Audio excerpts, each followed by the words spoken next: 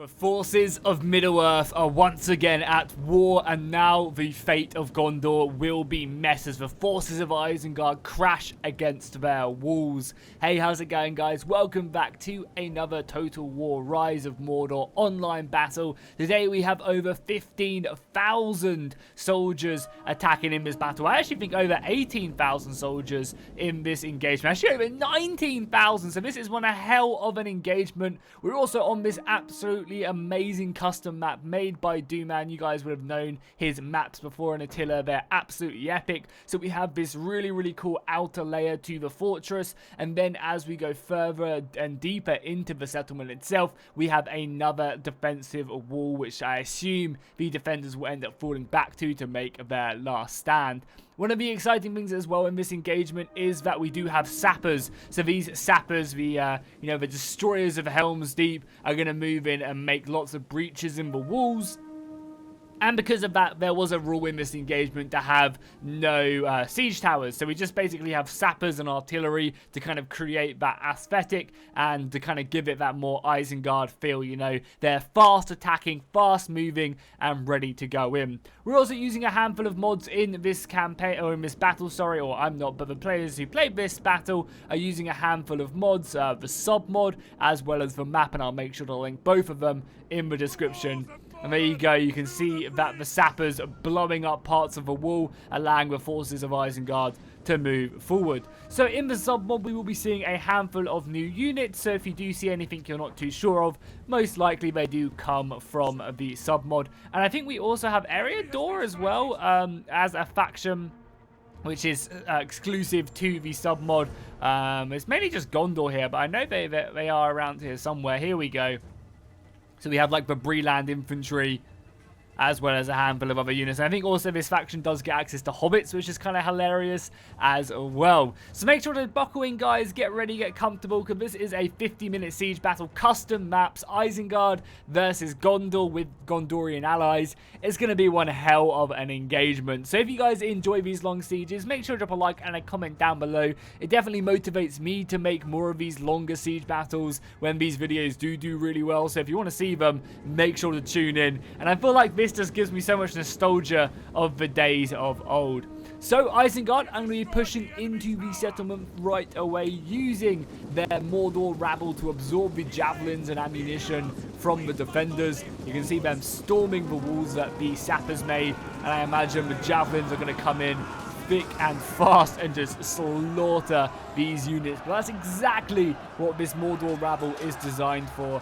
I mean, we do also have the Town's Watch here as well, so again, nothing too crazy as the hobbits fight bravely, slaying these unarmored orcs and taking on this engagement. I also apologize as well, the graphics, I don't know, Attila's lighting sometimes can be just absolutely trash, and it's the luck of the draw whether or not you get nice lighting or bad lighting. And yeah, we definitely got bad lighting this day, which is just, yeah, unfortunate. But the hobbits are making a pretty sturdy stand right here, repelling these men and orcs. And the Uruk-hai have pushed in a little bit, diving forward onto the enemy. And now some of the other infantry of Breland are moving in to take up their stand. And these guys are obviously a lot more heavily armored. You can see they're wearing chainmail kite shields, and, you know, armored pretty decently with weaponry. So they're going to be pushing through there. And it's obviously a pretty smart move Isengard's done on this position, because by just diving through here, you're kind of absorbing a large portion of the enemy missiles, even though they didn't really throw that many going into this battle. But basically it just acts as like a bridgehead, and it's not like the defenders are really committing a lot of their good units here either. Mainly a lot of the Hobbit and Town Guard and Town Watch, so nothing too crazy. Over on this side as well, we do have more orc rabble, so yeah, just really committing the weaker parts of the army first, which is always a smart thing to do as the attackers. You know, that way you kind of bait out a lot of the enemy missiles, and also a lot of their kind of better units do get tired. Seems like over on this side, though, the forces of Isengard have basically just committed a large portion of their army inside the settlement, looking to get their archers up here and their infantry. The infantry are acting as a bridgehead to kind of hold back any counter-offensives, which is obviously a very smart move against the Pelennor Marines. And they're basically just trying to get all their archers inside so the archers can just have a much easier time. And again, that's a really smart tactic that they are employing, because if their archers can basically soften up the enemy defenses before their infantry chews through the outer defenses, and that is absolutely huge. The artillery coming in, trying to set blaze to more and more of the settlement, trying to rack up that settlement damage as best as they can, and also getting a pretty nice hit here on the Gondorians. Again, it's really dark, but I believe I am on the highest brightness and gamma as well. Yeah, that's not going to help. And yeah, so it's just sometimes battles look like this. It's Attila. I've even got reshaders on, and it just doesn't really help much. But hopefully you guys can see this perfectly fine, and it doesn't take away anything from the battle, because stuff like this is, you know, we don't get too many ethically large-scale custom battles anymore, you know? We don't get these longer sieges, which is like, I would love to have more and more of these, but I guess, you know, it's partially my fault as well for not playing more of them. But yeah, big shout out to all the guys who played in this battle. I really, really appreciate the replays you guys have been sending me. Ancient Empires, 1212, and obviously Rise of Mordor. You know, epic custom map sieges. I love them, and I'm sure you guys do as well. So yeah, you get any more of these bad boy battles, send them my way, because I absolutely love them. So as you can see, the kind of plan for the attackers is starting to work now. They've got a large portion of their archers inside the settlement. I'm a little bit surprised they're not maybe putting their men on the walls, but maybe they had a rule against that.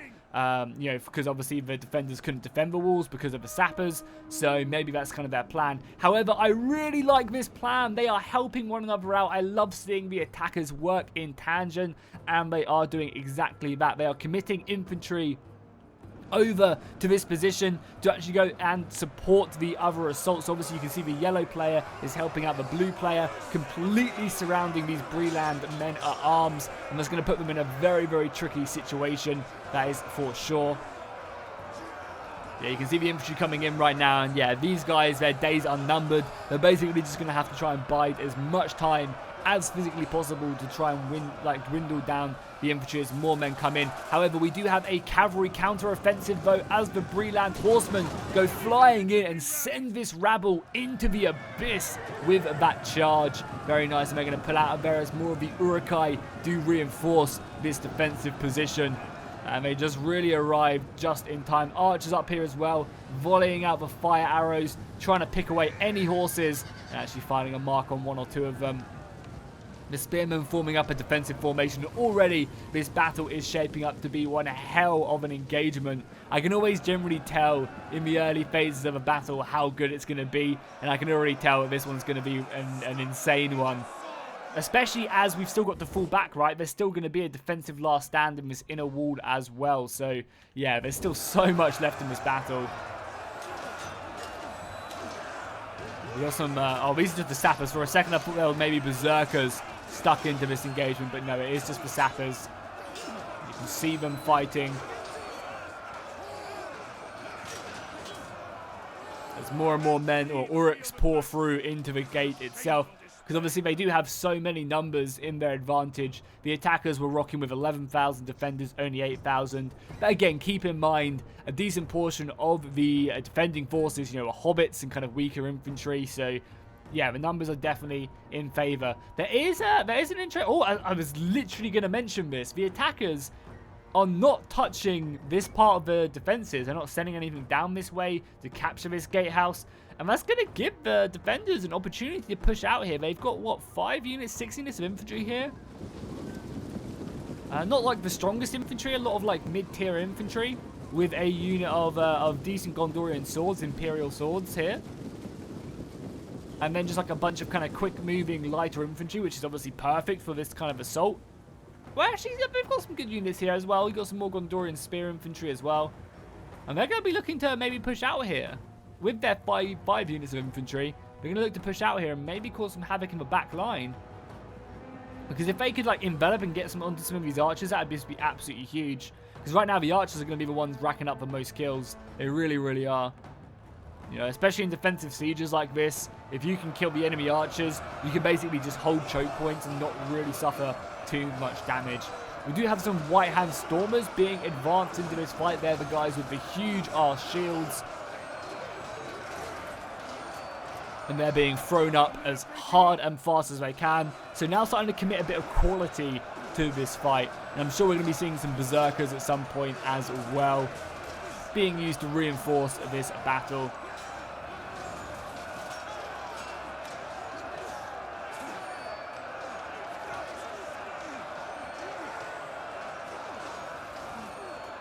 Arrows going overhead like so. And there you go. It does seem like they've done a very, very good job here. This street has been completely opened up now. Oh, look how awesome this building. I didn't actually see that there was a wall here a second ago.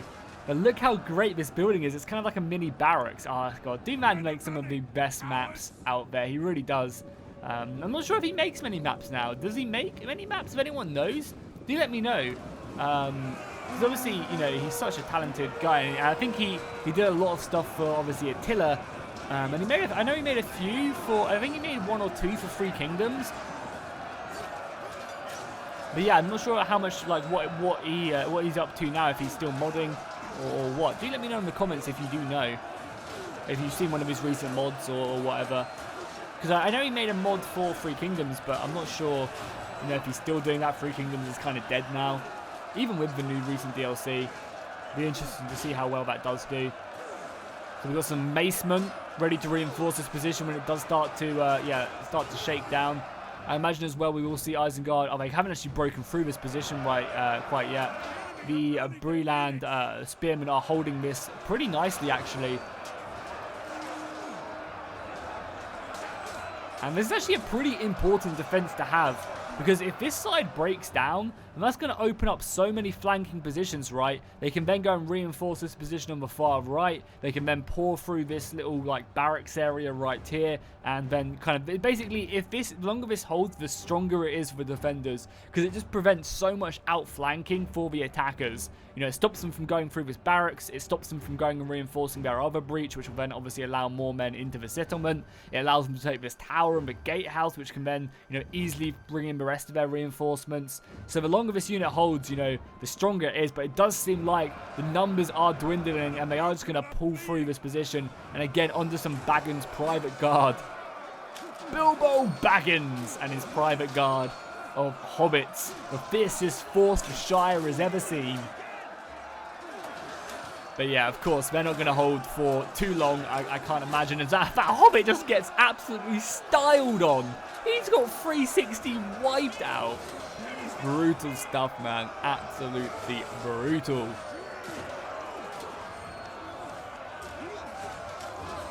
But yeah, it's only, you know, minutes until this unit does falter, and then, you know, these flanks are opening up. I'm imagining we're going to see a lot of infantry pour through here and try their best to envelop this position, because if you can set up like a beachhead like here, then you can then send reinforcements over to the other side and keep that going. Has the outside force, so they have committed a unit of cavalry out here as well. I'm very interested to see what they're going to do. It seems like they're just staying in defensive range of the towers at the moment, keeping that kind of sturdy whilst they break away.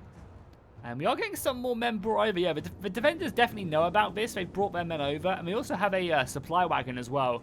Which I'm wondering if they're allowed, because obviously there's rules in these custom map battles. I wonder if they're allowed to resupply their sappers. I would imagine so. But yeah, that's pretty interesting. I think as well, having rules in these where you're allowed to replenish your artillery and use it on walls is a great idea. You know, maybe set a rule every like 10 minutes you can replenish your artillery. But you can only use that artillery on destroying parts of the wall and stuff like that. I think that just kind of makes the siege battles really interesting when that does go down. The Iron Wall of trained veteran Gondorian spearmen hold this street, and I doubt it's going to go down anytime soon, if I'm honest. These guys are very well trained. There's, 128 of them left in this unit, supported by another, I think, 128 close to. 125. So yeah, there's over 300 brave Gondorians here, and they're you know, heavy spear guard. They're not going to break anytime soon whatsoever. So I think this street is pretty locked down for the time being. However, this side does seem like it's a little bit weaker, and Gondorian swords are now having to be committed into the battle. They are fighting half-orc axes, and that's probably one of the reasons. The half-orc axes are great at tearing through armor. With them huge axes, you can just see the blades on the edge of them. The unit is running from the enemy. And the nice thing about the Isengard forces is that they don't really care about friendly fire. They just need to try and break these choke points. Because the thing is, we say it every single siege battle, but as the defenders start to lose ground, it kind of is a crumbling affair. Also, that guy just got absolutely slaughtered right there. Currently, obviously, he's dead now, but that was a really cool animation. So yeah, as these positions start to break, you know, as we've been saying, as soon as this breaks, it opens up so many positions to outflank. Luckily, for the defenders, this position's basically lost anyway, so it doesn't matter too much. But say, for example, you know, they break through right here, then that opens up, it basically makes all of these other positions so vulnerable because the attackers can pour through it and just keep on going. And it does seem like they are winning this fight pretty convincingly, even against the more elite Gondorian infantry. But I guess that's because they've got the huge shields of the White Hand Stormers in this battle and, you know, fighting up there. But there's still plenty of reinforcements to come in. You know, we've got some Ringlow Vale men-at-arms and also some Pinath Galin spearmen as well. And yeah, they're going to be committed to this fight now just to shore up the defenses. And just, you know, commit fresh units to this engagement is always a good idea. As they continue to push forward, more reinforcements being slowly committed into the defensive, defensive kind of posturing of the attackers. Archers coming in as well, looking to reinforce this a little bit more. Cavalry being brought back in. I wonder where they're going to be going. Also, what towers were destroyed over on this side. So yeah, the towers going down here as these spearmen are completely surrounded at the gatehouse, looking to hold it, but yeah, just not managing to do so. But again, it's all a delay factor. They just need to try and hold this line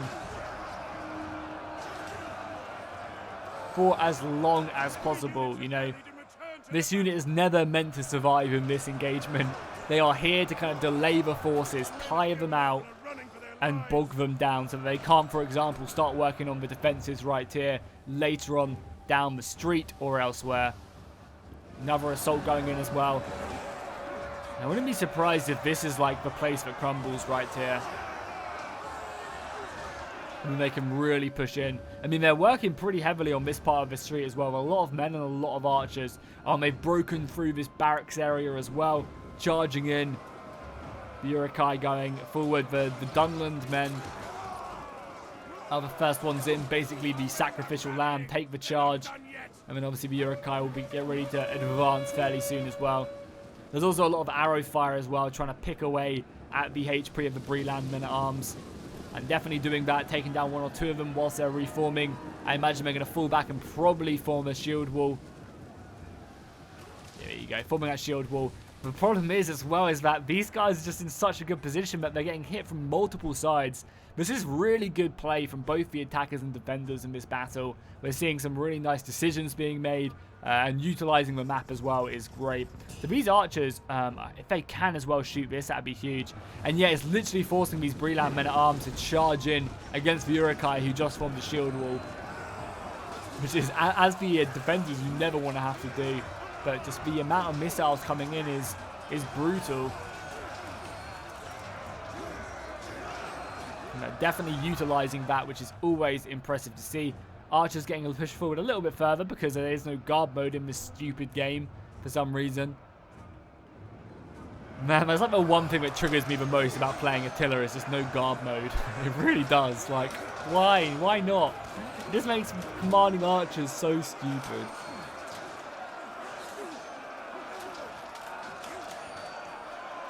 And as we said earlier, this spear line of Gondorian infantry is just going to be a brick wall for some time. So let's take a look as well. As the battle does commence, you know, as more and more infantry comes in, this force is still just... I guess actually it looks like this force is kind of slowly withdrawing, I guess, bit by bit. It also seems like the Gondorians have done a great job here. More reinforcements being committed, but yeah, not bad at all. So as you can see, it doesn't seem like the defenders are planning on defending this inner layer right now. They can obviously fall back. But it does seem for the most part they're looking to maybe defend this little causeway right here. Man, that looks epic. Look at that. That looks so goddamn cool. Really, really awesome. So rain pours off of the settlement as well. And sometimes, yeah, the map models are just absolutely amazing. They really, really are. And this is such an awesome city as well. Like, yeah, it's just, I mean, you can't really see it too much well because of the fog, but it still looks really nice as the attackers just pour in to the settlement.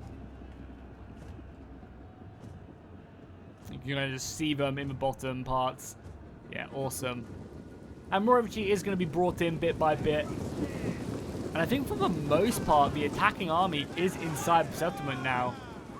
And they've met, oh yeah, here we go. This is bad. This is really, really bad for the defenders. And yeah, more men are being brought out.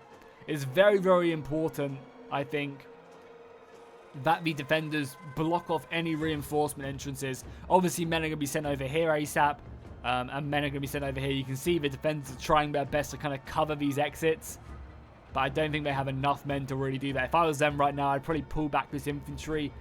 Because you desperately need them to fill these gaps. Because if you don't fill them gaps soon, things are going to be looking pretty bad as the attackers. Look how much infantry is just rushing forward right now. That is insane. Also, if I was the attackers, I would just leave this unit, if I'm honest, and just let my crossbows shoot them to death. There's no real reason to stick there. But I guess they are almost dead, you know, they're dropping like flies now. Yeah, but look at that. Quickly, infantry going to block off this street. And I imagine these two units of infantry are going to be pouring through the position and going and helping out their brothers the other side of this bush. Because reinforcing that's going to just, you know, like, I literally think maybe it's probably the best plan just to retreat now. Can't even see it because, like, there's a lot of infantry here, right? There's 4 units of infantry. Maybe just leave 1 unit of infantry here and pull everyone else back. You know, this section is kind of safe for a little while. And they're looking to go risky now. They're looking to pour out of here and try and do something. God, you can't even see that. The lighting is so poor. But we have infantry pouring out here. Going to try and just go over and I guess try and draw some attention back. I mean, I don't know. They have some berserkers and stuff. Yeah, this is fine. Pikemen defending it and stuff like that. But yeah, going to try and draw some attention back out of the settlement to, I guess, bide their infantry some time. And yeah, this is probably one of the most... Oh, artillery coming in from the defenders. This is probably one of the most the devastating parts of losing flanks like that. Is that the archers now get a rear shot onto the infantry defending. You know, that's gonna rack up the most casualties out of everything, I believe. Because now the archers start shooting these, you know, heavier infantry in the back. That's going to rack up, you know, 5-6 kills a volley. I think it's only a matter of time until this position breaks, which I think they should just give up on now. Definitely try and get this unit out of there and just fall back, you know, fall back to the inner city because this position is lost. More reinforcements are being thrown over, but as I said, I feel like they'd be better off retreating. They are retreating some men as the artillery round comes in, burning a handful of these Knights of the White Tree. No, they're coming back. They were not happy about artillery round and they are being flown back. I think this position is lost and they should give up on it. You can see the forces of Isengard have broken through completely on the right side of the city. The infantry are going to be charging out. Oh, they could get a nice charge off here. The crossbows obviously firing point blank. Blank is pretty nice. But there are some men here, so they'll probably be absolutely fine. A good volley off there on the macemen coming in, taking down 13, 14 of them. And then falling back. That was perfectly timed. Holy crap, that was like perfect, man. Got their volley off, retreated within split seconds as the infantry overlapped them. Couldn't have timed it better myself, I would say so. Infantry committed here, so I feel like they have got this place kind of secure now slightly, but yeah, I just feel like the arrows are coming through here, breaking that. Got some cavalry coming around. It seems like they're really indecisive about what to do with this infantry. I personally think probably just falling it back would be the safe option, if I am honest. The artillery is now just sort of like slowly being brought into the city. I guess to maybe have some more longer range shots. And yeah, the Gondorian spearmen holding firm, but all the other archers are doing a great job. I wonder if there's rules, like if these crossbows and archers are allowed to replenish their ammunition in this battle. Because I assume the defenders also have a supply wagon. What's the picture for it? It's, yeah, it's like a supply thing. Do the defenders have one or not? Doesn't look like they do. So yeah, I wonder what the rules are with that. They did send me a list, but I maybe might have forgotten a little bit. Oh my god, look at this! They've managed to somehow get a unit of Mordor rabble going after the artillery. The Rangers are charging them, but it seems like the Mordor rabble are on a suicide mission. Oh, inches away. They're just going to keep on going. Doesn't matter if they die. I'm just going to try and kill an artillery piece or two. Really, really kind of, yeah, nice moves there. They did completely break as the cavalry comes flying down. The heavy Greenway Lancers come in to kind of cover this position. Brutal. They were, yeah, that was a really nice pull through. And, you know, they could have quite easily have caught the defenders off guard there if they weren't careful. But yeah, I mean, there is a gap here. They could just try and pull through men. There's not really a lot of defenders. There's like 4 or 5 men here. They could just push through with everything they've got and try and envelop this position. And yeah, there you go. You're seeing these defensive positions. Complete fullback to the inner city. The defenses have been lost, and yeah, I really like to see this. However, if the attackers are fast, they can definitely catch more of these men off guard. Oh, that was an insane artillery hit right there. That just killed, like, oh my god. Didn't kill that many actually, but that looked brutal. That looked really, really brutal in the rain. Yeah, I mean, once again, the defenders are going to have to leave men back. Oh, they actually got their backs turned. And these scouts are going to get a good charge up on them. Oh, they turn at the last instance. But I'm not sure if they meant to or not. Because I think at the moment they're being attacked in the, yeah, attacked in the rear. It says there on their morale. Brutal, brutal stuff. And yes, they need to be careful, right? They need to be careful because there's a lot of opportunities for the attackers to come in. I'm not sure if they can run up here or not. I guess they can, right? I don't know. This will be impassable for sure. Yeah, this is definitely impassable terrain. So it's kind of nice to have a unit of rangers out here or gatesmen. The gatesmen can cover the defenses quite nicely. There's also an artillery piece in here somewhere, right here. It's a bit weird. Probably bugged out or something. But yeah, they need to be careful. They need to decide whether or not they want to defend this or defend this part or just completely fall back, you know, just fall back to this position, which might be the smarter way because the Isengard army is breaking through pretty heavily. There are some routing occurring. But these macemen are down to under 100 men now. And I think we're going to start to see just the sheer numbers really coming into play. There's still 7,000 attackers left remaining. Now, obviously, the defenders have kept their most elite men till last. And now this is really where the defense starts to kick off. But it is looking pretty bleak for the good guys.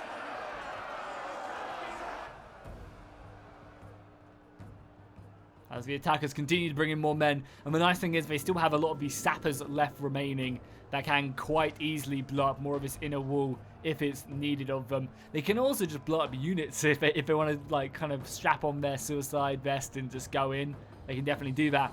And look at that. Yeah, the attackers are playing really well. Looking to segregate these units, block off their retreat and catch them. They don't want any of these men to survive. They're doing a pretty good job of it. Cutting off their retreat, surrounding them. Oh, the axes are going to come in. This is going to be brutal. Yep, loads of them going down. The envelopment has occurred. However, they did manage to let these spearmen out. And the spearmen are probably a bit more valuable. And yeah, more and more they're just falling back completely now. The defenders, they realise that there's nothing more they can do. If this position folds in, then it opens up this defensive position. I think we'll see them go completely back to this, this defensive place right here. Because I think this is the only way into the settlement now. Yeah, this is literally the only way up. There's just 2 ramps that they can hold very nicely. So we'll be seeing them go completely back. And I mean, actually, maybe they'll just decide to go back to the complete inner wall as well. That definitely could be a thing they decide to do, is just completely retreat back within this wall and defend it. Because this only has 1 ramp to defend. Maybe a position. I don't think you can go up any place here. No, looks like for the most part, this is all impassable terrain. So yeah, maybe have a small defense here and then just fall back inside the inner walls. Because the attackers still have artillery. They still have a lot of stuff to kind of counter that. But yeah, they are retreating back anything they can. And the attackers are hot on their heels. The Uruk-hai not giving them a moment's safe whatsoever. some nice crossfire coming in. A few long-range shots from the gatesmen up on that hill. Don't think any of them are really finding a target yet, but they're definitely whittling away at the HP of the unit. And maybe we'll start to see a few going down.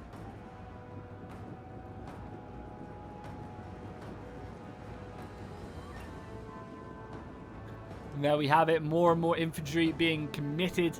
The archers are being brought up as well, which is always great to see, using these archers to harass the defenders. They're just breaking through this weakened unit of infantry. Again, just trying to cut off a retreat. And oh no! They really wanted to get this unit of Knights of the White Tree out of this battle. It seems that they're going to get stuck in. And that's not good. This is such a valuable unit. Or maybe, better yet, they're just going to pull through. Or are they? It seems like they're getting caught. And the archers, oh, the archers are just having a field day hammering them. More spearmen being thrown in to reinforce. Cavalry even counter-charging. But yeah, completely blocked off this retreat. Such nice work here by the attackers. The defenders are just trying their best to get anything out there alive. This position's been completely overrun now. Oh, the artillery rounds coming in perfectly. A cavalry charge onto the Uruk-hai, flattening them into the Gondorian spears.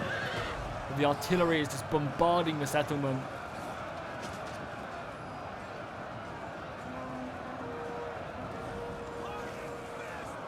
There were some really high arrows. Oh, nice. It does seem like they managed to get at least half of the Knights of the White Tree out of there, which is good. But these spearmen are basically done for. Cavalry charges, cycle charging, and we've also got some archers as well. This kind of reminds me of Oziliath, where it's like, Faramir, get down! And they like unleash the 6 or 7 volleys. Caesar right there overlooking this battle. These archers aren't actually shooting right now. Hopefully, they'll turn around. Another cavalry charge going in there against the Uruk-hai infantry. But there's just so many attackers. This is truly a battle to end all battles. And the defenders are just in a full-on retreat right now. There's an artillery piece right here. I think this might be... No, yeah, I don't know. This is just a random artillery piece. More rounds coming in. Gonna get some hits off on these archers. Actually, luckily missing all of these archers, and now the archers have turned around as well now. Gonna help out and just unleash their volleys. Now everyone is shooting as well for some reason. You think at this point in the battle, you would be shooting for your life, as many arrows as quickly as physically possible. It seems like they just want to hold their fire. As the Uruk-hai just kind of act as a defensive position. There you go. Going in right there. That's going to spear the Uruk-hai forward to pursue their opponents. Go on, yeah, look at that. Completely surrounded. These poor Gondorian spear infantry have no escape. I'm going to say that. They could actually quite easily run up that hill, like run up and run away. But the Berserkers are in now, cutting off many of their limbs, bringing them down. And overrunning the unit itself. There's also a brave Gondorian soldier. A lone Gondorian spearman. He's like, bring it on, Uruk scum, as they just pound away, trying to break through his armor. Yeah, and there you have it. A full-on retreat. The nice thing is they do have these towers helping them out a little bit with defenders, so that's going to be useful. But yeah, it seems like the rest of their positions are broken, and now the next assault will continue. I wonder whether or not they'll go inside the settlement. If they're gonna fall back into this inner wall, or if they're gonna try and defend these. I mean, it wouldn't be a bad idea to try and defend like these two positions, but again, you just leave yourself very vulnerable to missile fire, and it seems like they're gonna retreat inside the defensive wall. So what I'm gonna do is I'm gonna skip ahead a little bit, because I think there's gonna be a little bit of movement for the next 5 minutes, and then we'll dive back in when they get ready to make their final assault. The forces have made their way into the inner layer, and the defenders have sallied out to try and repel them. They obviously don't want to let the attackers get their men to the walls. They don't want to let their sappers make their way forward and blow up the gates or anything along them lines. So they are throwing out everything they have in one last desperate attempt to make their stand. They are facing the mighty Berserkers. They're slowly going down. Even archers being brought out, firing their last couple arrows into their opponents. And as you can see, sappers have made it to this position in the wall, and I think we will be seeing men being thrown around here ASAP. There's still so many attackers Oh my god. Oh yeah, look at this as well. I completely forgot about this. I think these are the soldiers who are all the way over there in the far gate. Have now actually made it around, looking to envelop their enemy, but there's infantry back here to stop them. I literally completely forgot about them. I mean, realistically, this could have worked out really well and catch the defenders off guard, or the attackers off guard, and kill some of the artillery pieces. It could have actually been really effective. So now we're going to see these walls going down now as well. And the enemy general and his cavalry goes down, and the cavalry is going to fall back, seeing their general being brought down, has struck fear into their hearts. They are fleeing. The Fountain Guard, though, are ready to make their stand, defending this city. There you go. Walls going down. It's going to force them in. And here we go. The last stand ready to be kicked off. And there's only a handful of defenders left. But this is to be their end. They will make it such an end worthy of remembrance. As the hordes of hell descend upon them, they stood. And they fought for the glory of Gondor. The Uruguay cheer on like man things. Oh yeah, also as well, I know the archers got brought back. For a second I thought there was an archer unit out here, but I think it got brought back in. They still need to also take down this gatehouse as well. I imagine that's what all of this infantry is for. They're going to be brought into the settlement. They're probably going to try and just, like take this gatehouse and then bring in archers. Because the thing is, even though the Fountain Guard are an extremely scary force, and they also have the two-handed Knights of the White Tree up here. The attackers have a lot of archers as well, so they could probably clear out a large portion of this, forcing them to make their final charge down the hill. I imagine that's how things are going to go. Because, yeah, there's a lot of crossbows. They even have the Sappers as well, raring to go. I mean, if I was these guys, I would flee for my lives right now. Seeing the city has been lost, quickly light the beacons, call for aid somewhere. Yeah, they're trying to make a last stand, but I can't imagine it's going to fare too well. You got more Sappers coming around as well. I wonder if the Sappers will try and blow up some men. Yeah, I think the Sappers are going to go in and try and blow up the Fountain Guard. Legolas, take him down! Bring him down! Bring him down! That guy's got an arrow through his arm. They have ammunition left as well. I wonder if they are going to try and blow up the Fountain Guard. It looks like it, right? Fountain Guard is advancing forward. Are they going to be able to do it? Because, again, it can be quite finicky with them trying to actually blow up. They might achieve this, though. They're going to do it. They're doing it. They're blowing up. Oh, they're so close. Archers into the back as well. We might see this. I'm really, anticipating them blowing up. They can... Oh, there we go. Kaboom. The Sappers, with their final blow, absolutely annihilating the Fountain Guard. The Sappers actually survived. And a lot of the Fountain Guard do get back up, but it's going to make them vulnerable to missile fire. I think I care about 40 of them. And now the rest of Isengard flooring. That's awesome. I love the Sappers, man. I really do. They're such a cool unit. And now the forces of Isengard just pour into the settlement, looking to claim this. They have definitely taken heavy casualties. There's still over half their force left. Just literally half their force left, almost. They need to obviously take this gatehouse to allow the rest of their army inside. They've still got men back here that can quite easily be committed. We're getting one last epic charge down the hill from the Knights of the White Tree. They're going in one last time. Going to take down as many Uruks as possible. Soon as well, we'll also be seeing these guys being brought in as well, the Fountain Guard, because you just don't want them to be shot at. It's going to be like the main focus is just to shoot everything you have at the Fountain Guard, because it's going to be almost impossible to break them from the front. There you go, the towers being destroyed in the background. The Berserkers being advanced, and yeah, here we go. We've got Knights of the White Tree on the front line and the Fountain Guard coming through. So you're doing a lot of damage. Yeah, all the archer fire is going to be focused heavily here.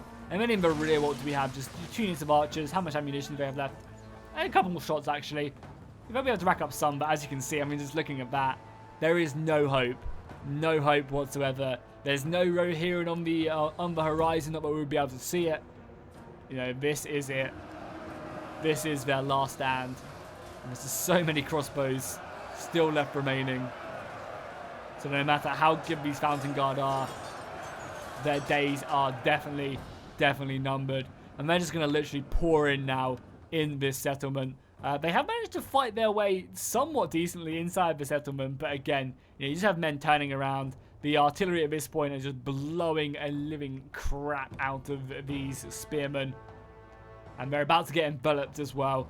This unit of White Hand Stormers about to come flying into the back of these brave spearmen who tried their best to lift the siege, but they were simply not enough.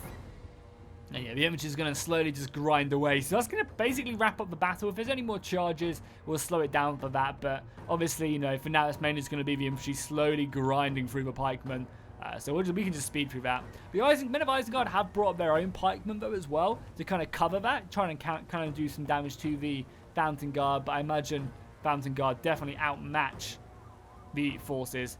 Here you go, another charge coming in. Going to look to just reinforce. But obviously, they lose a lot of their charge power when they go through these Fountain Guard units. So that's definitely a downside indeed. You even have the artillery up here as well now. Just burning more of the defenses. Trying to get any hits off there. Or a direct hit there on the archer unit. The Gondorians fire off volley after volley, knowing their time is next. They could just, you know, go for a swim, flee into the ocean. That's their only escape at this point. Artillery rounds coming in. This one just falling short. But yes, GG indeed. We'll obviously stick around to the end because I'm interested to see who what if any units racked up a ton of kills.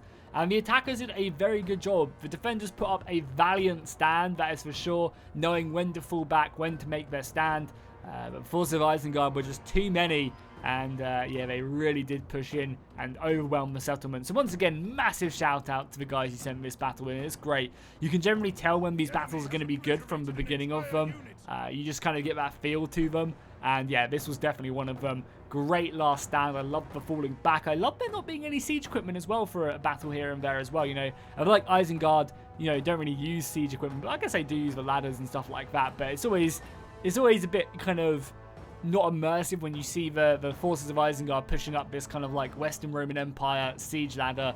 And obviously that's nothing to against the players or the models or anything like that.